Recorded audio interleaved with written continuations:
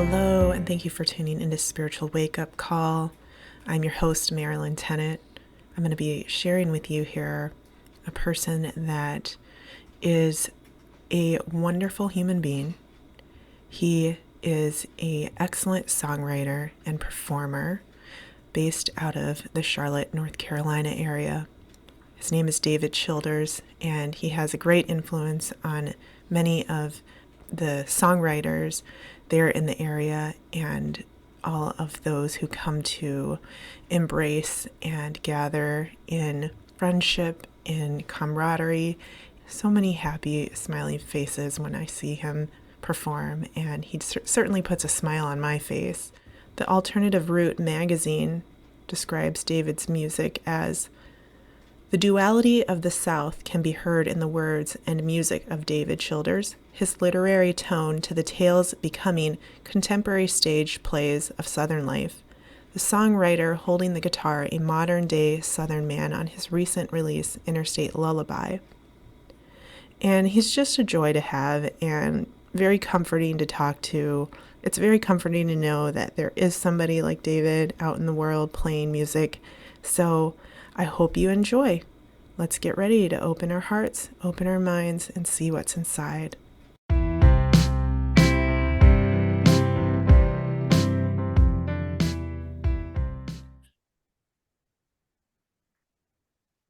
Hello, everybody. Thank you for tuning into Spiritual Wake Up Call. My name is Marilyn Tennant, and you are in for a treat today because we have the wonderful, excellent, talented, sweet person, David Childers. And he doesn't like talking about himself, but I'm going to talk about him just for a little bit, David. So he's a musician. David Childers, if you don't know who he is, he's a musician, songwriter, performer, artist, painter, very talented man, wonderful human being. And he just caretakes a lot of the artist community and music community in the Charlotte area, but has also traveled, Charlotte, North Carolina, that is, but has also traveled worldwide. And he's even played at Merle Fest. He's opened up for the Avett Brothers. He's opened up for many other singer-songwriters in very prestigious circles. So I am just so honored to have you, David. Thank you for agreeing to come on the podcast. Welcome. Well, thank you. Thank you for asking me. I'm really glad to be here.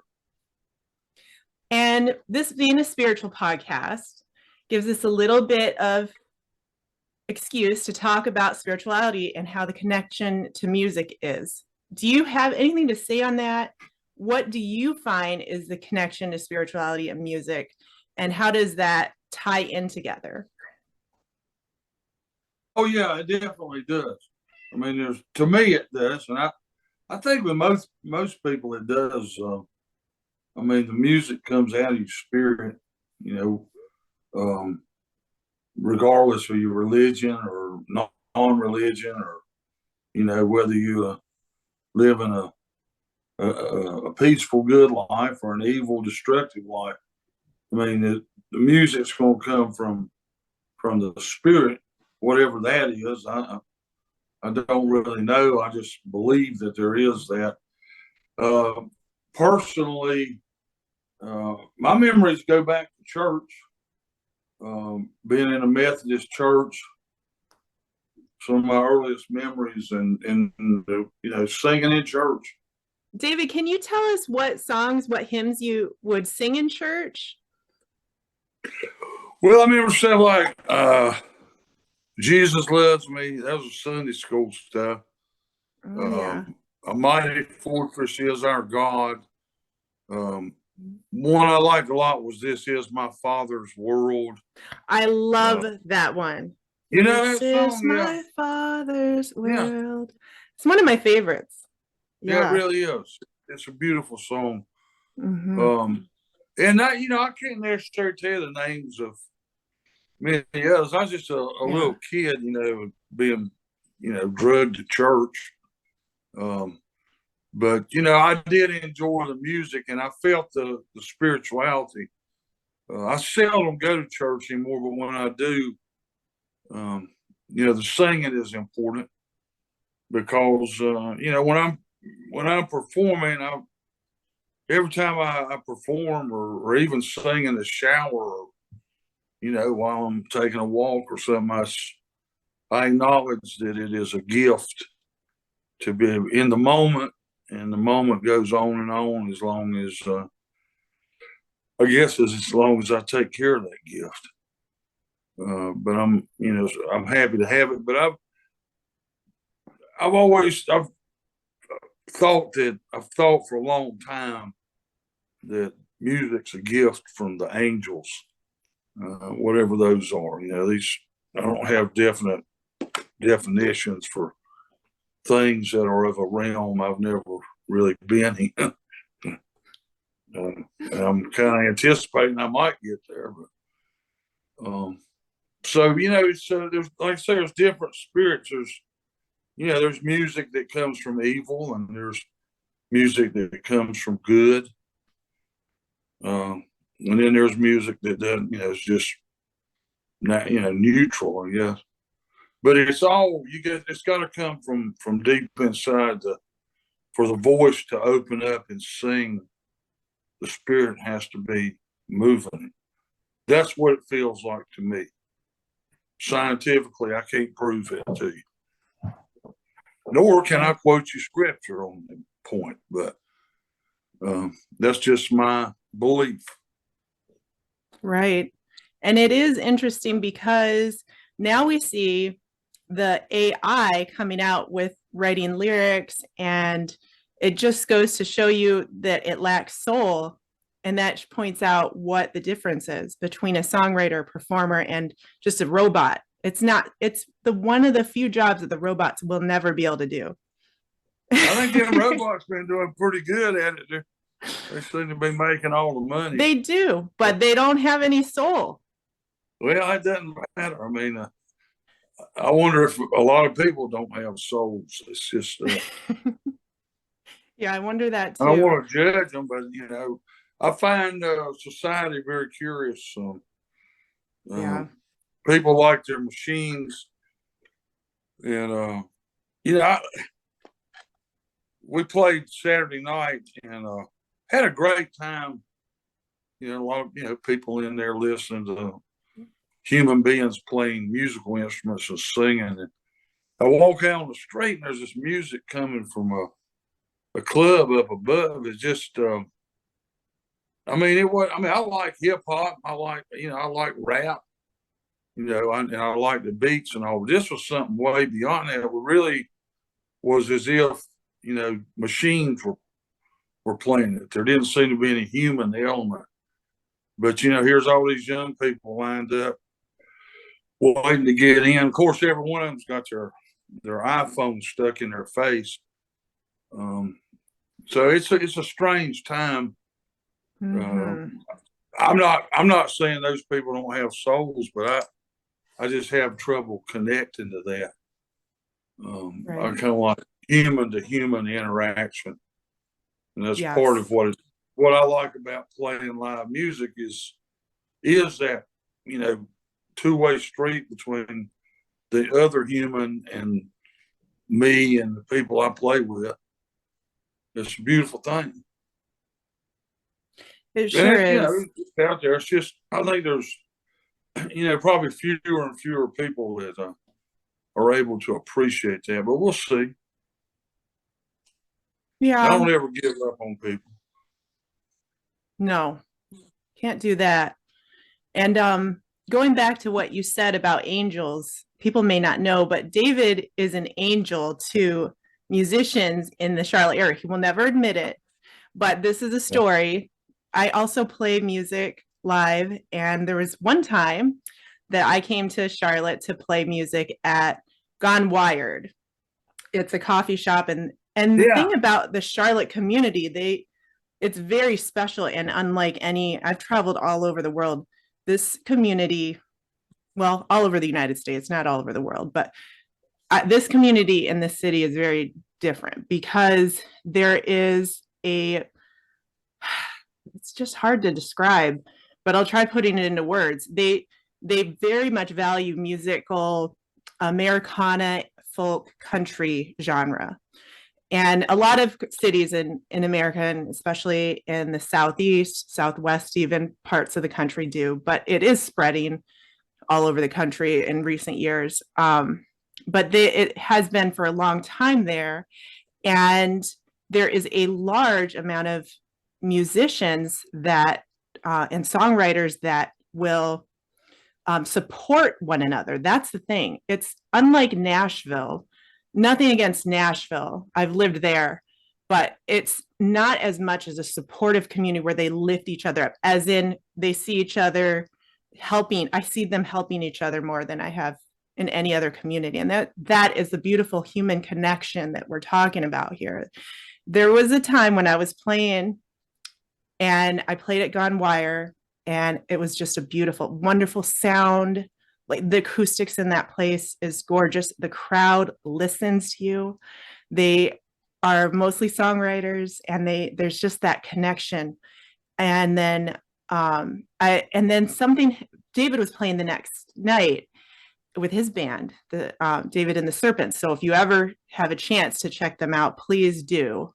But they were playing, and your opener had to cancel because it was during COVID, just opening, things were starting to open back up. And he asked if I would come in and fill because I was already in town. I was like, heck yeah.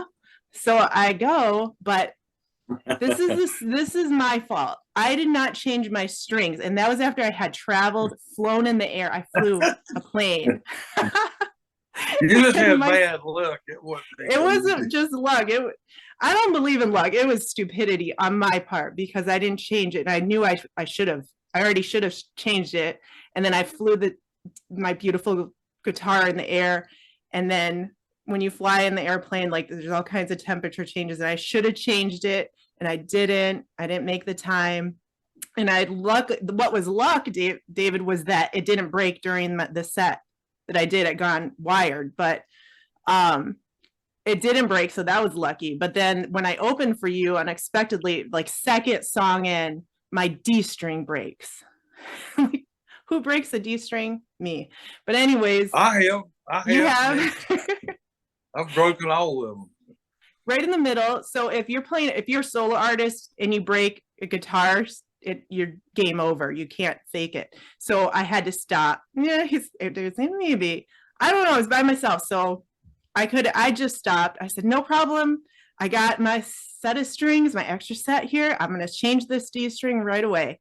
And I've done it a million times. And I think it was just because I was nervous a little bit, loud. It was loud, or I broke it. I was tuning it back, and I got that baby on there real quick, and I was tuning it, and the thing broke because I think I had it on the wrong octave. I had the Snark tuner. I think I'm going to go to a different tuner, by the way. But anyways, it broke, and it didn't say me. I was like, how did that freaking happen? Well, David, like I said, he's an angel. So he says, here you go. He throws me an extra set of strings. I'm like, oh my God, David, you are such a lifesaver. I'm going to get this on. Did you ever put them on the guitar? I put them on. Oh, I put them on. But let me finish the story here. I broke it again. Damn you. I don't know. Now, I don't know if that was just the same thing. It was one of those weird things. I know how to change I know how to change a set of strings. And this was meant to be because, you know what? David was so sweet. He said, you know what? Maybe you could just come on and sing with us. So yeah, you did a couple. I did. And I didn't know very many of the songs, but I could fake that. I could hum, the harmonies in the background. And I think that was meant to be because I felt so strong with that human connection, getting to sing with you guys. That was an honor. And it all worked out in the end, but it made a funny story. And that's one of the ways that David has helped singer-songwriters in the area. Not just me. I'm not the only one. I know for a fact he does it for multitudes of songwriters there. Well, it's just, plenty of people doing that for me. I guess that's where I learned it. It's just a natural thing to me. Like, especially musicians, we all face the same challenges. We all have to put up with the same bullshit, and we all know the feeling of glory and satisfaction and joy that music can bring us. That's why we keep going after it. So you're right about Charlotte. Though there's the like Wired Coffee where you play. That's mostly songwriters that come out there, and not only that, they tip, which is how the performers get paid, and Yes. and then they come out even like we play local gigs. I'm always looking out and seeing people. It makes me feel kind of bad because I seldom go out. Because I go out 3-4 nights a week playing, and I'm an old man. I gotta get some sleep.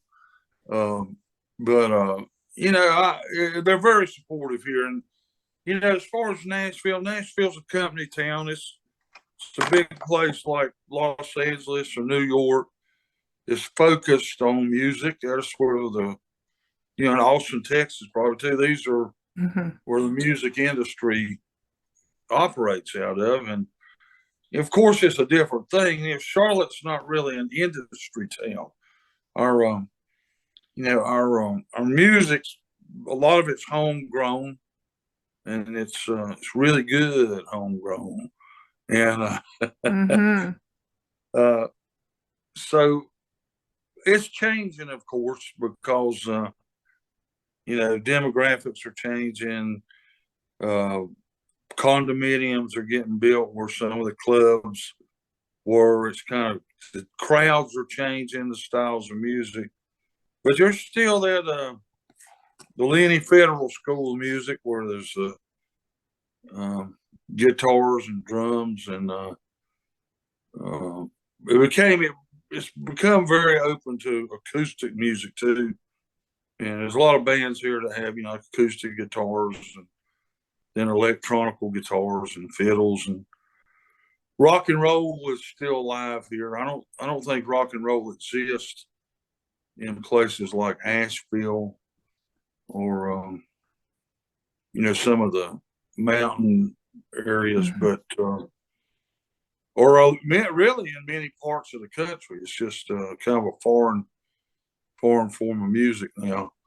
But we keep playing that, and a lot of bands around Charlotte do that. But yeah, I mean, this is a good area, and it spreads up into the mountains. And Greensboro I found to be the same kind of way. There's a good community of folks up there. There's a good audiences up there as well. They applaud, they dance, they tip. You go a little further east, and it kind of freezes up if you're not from the area there. Raleigh, Durham, Chapel Hill. They're not very welcoming to folks from here. But the company towns like Nashville and New York and LA and Austin. I mean, people go there because they want to get into the industry and they want to be big. And hey, more power to them. I don't begrudge anyone that. I've seen people, be able to do that and pull it off. It wasn't something I could ever do, but I just, early on I could see that this is not a place where I'm going to have any success, and so I may as well, nurture what I got, which is a pretty good area. It goes up into Ohio and West Virginia and down here in the Carolinas. So I'm happy with it. I'd always like to make more money, do bigger shows, but good things come along. I'm on a record label that's good to me. I'm like, they're kind of like I don't know what you'd call it. I don't make money for them. I don't think I make much money, but they keep putting out my records and helping me out, helping the band out. And, these things I do not take for granted. And I'm even more grateful that I get to do what I do and live in my own home and sleep in my home every night and spend my days with my wife and living the life that we have, which is a very good life. But getting here has not been an easy road. And like you with your guitar strings and learning that you need to change your strings on a monthly basis. That's right. I learned now. You learn your lessons from those I horrible did. situations. I've been there too, I've been in worse than that. I've had to back out of bars carrying about 5 or 6 instruments with a crowd of men wanting to beat my ass. Oh my gosh. So that's when I was hanging with the devil more than Jesus or the angels. And you've been sober now for a while, right? Well, in a manner of speaking, I don't use alcohol, and right. I don't take pills. There are certain natural substances I find be very agreeable and actually inspiring at times. But yeah, I haven't had any alcohol in 11 years. Congratulations. Well, thank you. That's a demon. That's right. I've been 6 years. Well, good for you. You got it. In February. That's not easy either. So the years mount up. I went 20 years one time, and then started back, and then I wound up right where I had been before when I quit before. So, it's like you can't do this. You just can't do it. Mostly we play in breweries and bars where there's alcohol around. I don't even notice it. I just if people are buying beer, they're making the people that hire us happy, and that's our job is to get people to drink beer. Yeah, isn't that weird? That's what gets me to write. I mean, that's what gets me to write best is my sobriety. Do what? When I went sober, I wrote so many songs. That's when it all came out, because then I wasn't numbing myself anymore. So I could write more and I could play more and I had more energy to do music. Was it that way for you? Oh yeah, definitely. Yeah, getting away from alcohol is always extremely empowering. If you just give a little time, because you lose in that drunken state. I would just lose time. I would lose pieces of my life. I would lose the night times and losing sleep or just losing experiencing life, feeling life. And so I'm always asking myself, why don't you want to do that? Why are you numbing yourself? Or it's almost like I would just go into this room where I felt kind of isolated and protected.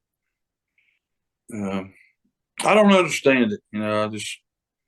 I'm just glad I don't do it. You come to my house, I got a bottle of wine. I got beer in the refrigerator for guests or family members that like to take a squirt or two. But it's not even a temptation to me. That's so good. You have such a big heart. You were saying that earlier back there that you might not have made a lot of money for your record label, which is Ramsar Records, for those that don't know. And I think maybe it's the heart, though. It's your heart that brings value to your part in it. And you have such a big heart.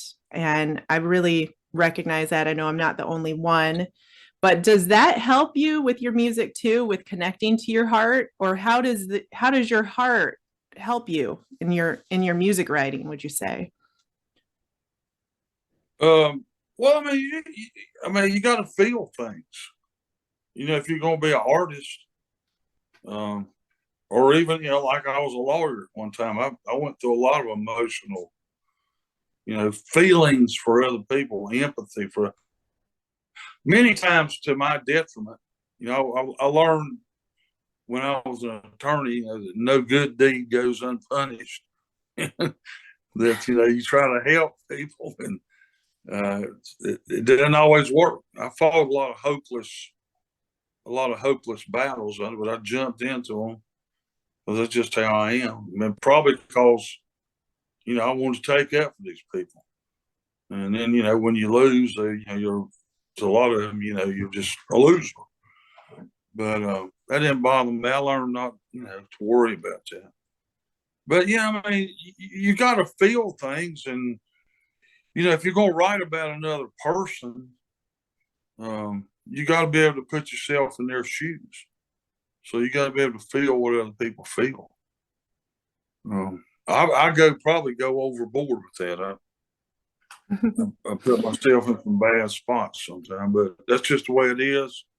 That's what Jesus told me to do, and that's just how it is.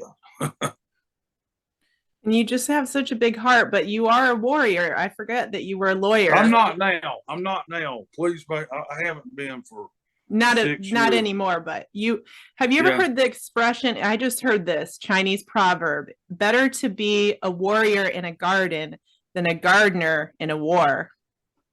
Yeah, I agree with that. Yeah.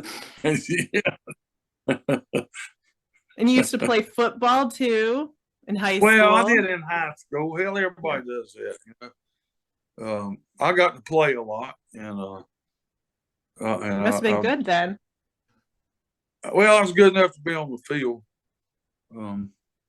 I walked on for 3 days in college, but I just wasn't what I wanted to do. And I played club football one season, and that was kind of fun. But it was just a youthful thing. I really didn't. I grew up in mainly the main thing around here was that I was focused on was athletics. And even though I wasn't gifted at it, I was always drawn to it, and playing baseball, learn how to play basketball and football. And so that was, really my focus as a young person. I loved music. I was all into, the music was coming out then, Stones, Beatles, and just amazing amount of Motown and local kind of bands like the Tams. There was just so much good music, and Buck Owens and people over on the countryside. And I could go on and on, but I loved music. It was just the idea of me performing, playing a guitar was very alien. So, I was focused on maybe playing, on college football team or something, but that gradually dissipated over time. Maybe for my betterment, I don't know. But I enjoy the game, and I still love it, despite the corruption and the sleaze and the things going on that I detest in much of society. I still love the game, and I watch quite a bit of it when I can, or listen on the radio. Yes. So what I see is a warrior in a garden when I see you play. And if anybody if anybody goes to see David play, or David and the Serpents, when he has his full band behind him and you see a crowd full of people packed in, like in the Thirsty Beaver in downtown Charlotte, where there's hardly any elbow room, people dancing and smiling and clapping and having a good time, and just connecting with one another and being friends and making memories. That's what it's all about. And we had to take a break from all that for a year or year and a half during COVID. We knew just how valuable that was when people were literally dying from missing that. And I really appreciate your music so much. So I was wondering if you wanted to play a few songs for us before we head out. I wanted to say something about the COVID thing. Yeah. That I really, I started doing these live streams on Facebook, and apparently I was getting through to a lot of people, but I really didn't know how much until I went to Mexico this past January and did this festival that the Avett Brothers organized, and people were coming up to me every 20, 30 feet saying, "We love your music. Thank you for doing those live streams. That was so Yes. important to us back then. And then we started getting out playing like open air shows even before the vaccines came along. When the governor said, okay, you can open up and do live stuff, we just followed the protocol. We wore masks like we were told to do or asked to do. Nobody made us do it, but we wore them and they protected us. We stayed healthy, or at least I did. And so what it just showed me is like, don't ever give up. When things go haywire, find a way to deal with it, find alternatives. My friend Randy Higgins suggested to me that I do those live streams, and I'm eternally grateful to him. That's such a good idea. Huge. What do you want me to do? Do you have the one about Nashville? Yeah. I love that one. I wrote this for a musical that a lady was working on it, and musical never happened. I think I wrote about 26 songs or something. But anyway, this song came out of it. It's on Interstate Lullaby, Streets of Nashville.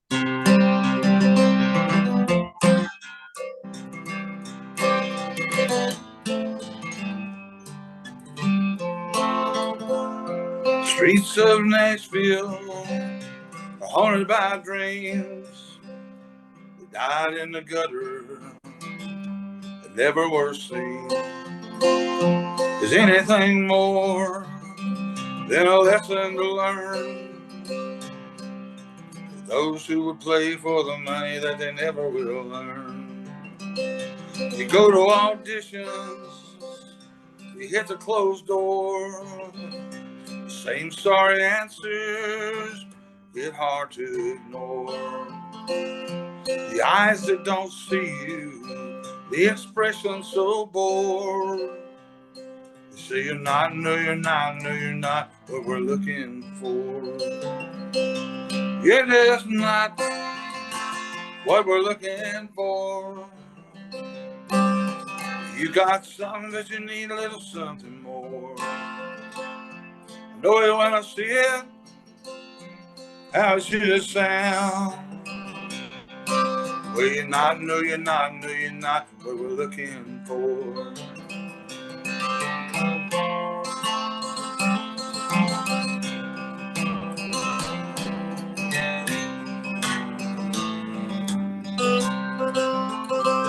Later in the evening, when I've had a few drinks, fight the frustration, settle how things.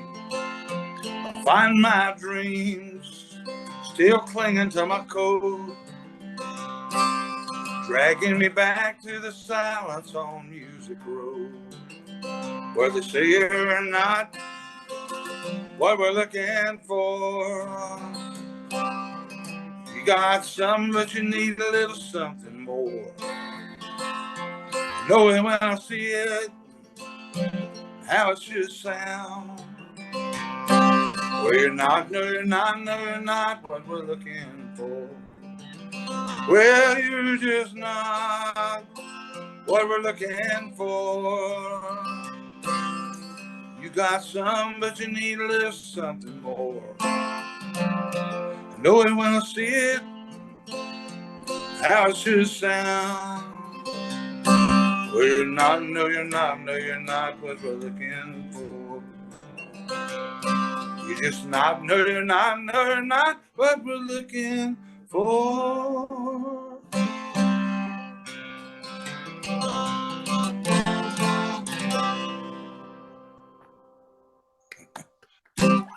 I can remember that. So good. Took my Prevagen today. It was very good. Well, it was good. One of those songs that you just stop and you listen. Even if everybody was up dancing just a minute ago, you listen to that song, and it says it's just self-explanatory, which I love. I love songs that are self-explanatory. You don't even have to tell people what it's about. but it does it in a poetic way so that says something without having to say it bluntly, you know?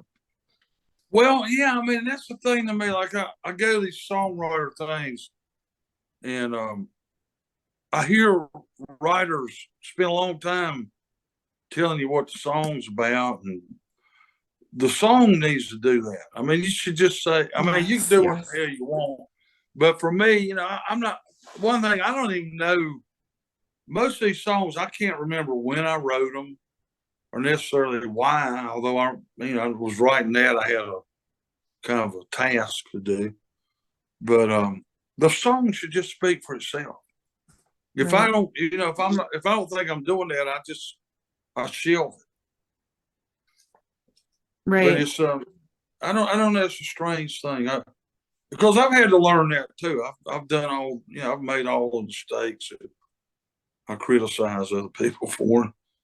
I'm sure I'm making some now, but kind of at a point where it's too late to worry about it. I really like going to see you play live. I like seeing people that tell stories when they about their songs, and I love it. I have a lot of respect for people that don't even need to tell their stories and they just play it, and I'm like, okay, I get the story. I don't need anybody to explain that. And then there's those songs that you need a story. You need to know what is that person talking about, and then you apply it to your own heart and you say, okay, I think I know what that person's talking about. It may not even be about what they wrote it about originally, but it is universally accepted as a meaning to somebody that might not a universal meaning, but a specific meaning. And that's the beauty Mm-hmm. of songwriting, is that it can go either way. And the beauty of performing, you Sure. can tell your stories and make that part of the performance, or you can be somebody who doesn't hardly ever talk and they just go on and entertain you with the music. And you entertain so many people with the music. I just want to thank you again, David, before we head off. Do you have anything else that you'd like to say, or any other songs you want to play before we sign off? I do one more song, but I thank you for taking the time, and I've enjoyed doing this. You made me think about some stuff. Um, yeah, this one's in C too. I'll do a new song because I don't write that many songs anymore. But this one I have written lately, and I don't even have a title yet. I better get one.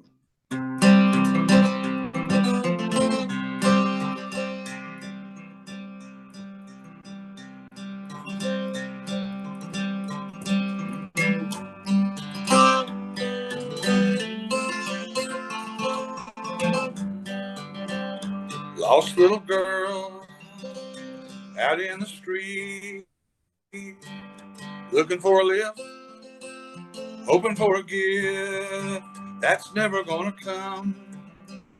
She was born to suffer, nothing can be done to make it any different. Her daddy was an old time truck driving man. He drove a big Freightliner and a white panel van.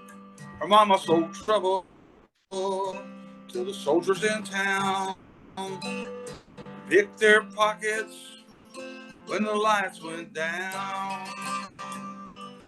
How in the world things ever gonna get better? Show me the way to get to salvation's road. I know there's a place where things are gonna be different. Tell me if you know, because I wanna go. Thunderclouds gather above the town. Can't stop the rain that's falling down. Sad little girl sleeping in the rain under the bridges out on the interstate.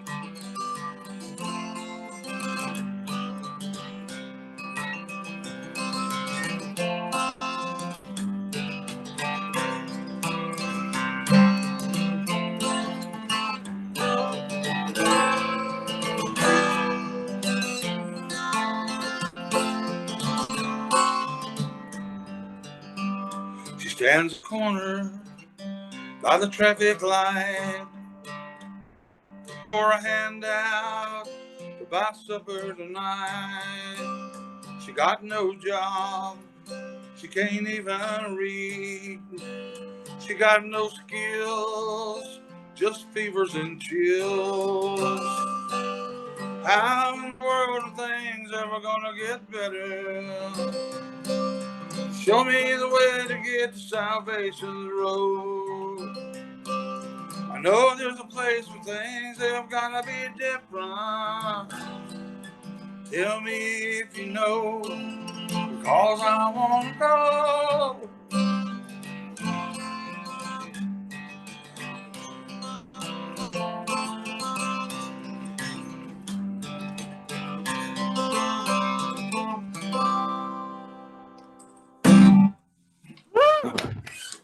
That was good. I almost got it right. I like that.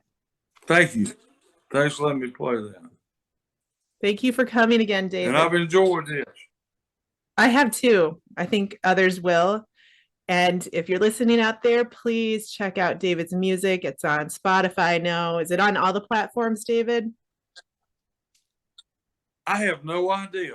I really don't. Well, I know you can get Go to his CD. davidchilders.com. davidchilders.com. davidchilders.com. He's playing often, just about every week. So if you're in the Charlotte area, check him out. Yeah, we range around the Carolinas, and so check it out, and then the schedule will be on there